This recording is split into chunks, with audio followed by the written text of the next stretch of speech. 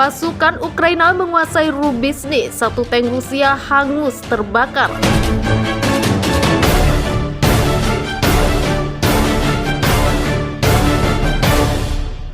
Saat pertempuran berlanjut, Gubernur wilayah Rusia Belgorod di sisi lain perbatasan dari Kharkiv mengatakan sebuah desa telah ditembaki dari Ukraina, melukai 1 orang. Lebih jauh ke timur, pasukan Ukraina tampaknya menguasai Rubizhny di tepi sungai Donetsk. Itu terbakar seperti semua tank Rusia, kata seorang tentara Ukraina kepada Reuters di dekat Rubizhny di samping reruntuhan 1 tank Rusia. Senjata itu banyak membantu yang anti-tank. Pihak berwenang Ukraina sejauh ini mengkonfirmasi beberapa rincian tentang kemajuan melalui wilayah Kharkiv.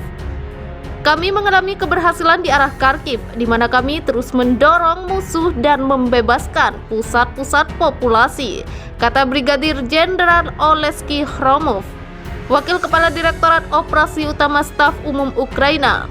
Di Ukraina Selatan, di mana Rusia telah merebut sebagian besar wilayah, Kiev mengatakan Moskow berencana untuk mengadakan referendum palsu tentang kemerdekaan atau aneksasi untuk membuat pendudukannya permanen. Kremlin mengatakan pada hari Rabu terserah penduduk yang tinggal di wilayah Kherson yang diduduki Rusia untuk memutuskan apakah mereka ingin bergabung dengan Rusia. Tetapi keputusan semacam itu harus memiliki dasar hukum yang jelas. Sebelumnya, kantor berita TASS mengutip seorang pejabat di pemerintahan yang dikendalikan Rusia yang mengatakan bahwa wilayah itu berencana meminta Presiden Vladimir Putin untuk memasukkannya ke dalam Rusia.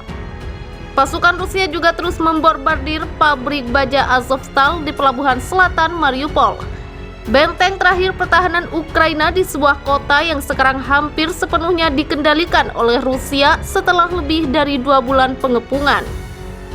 Resimen Azov Ukraina yang bersembunyi di dalamnya mengatakan Rusia sedang mengebom dan mencoba menyerbunya. Ukraina berusaha menukar tawanan perang Rusia dengan tentara yang terluka di Azovstal.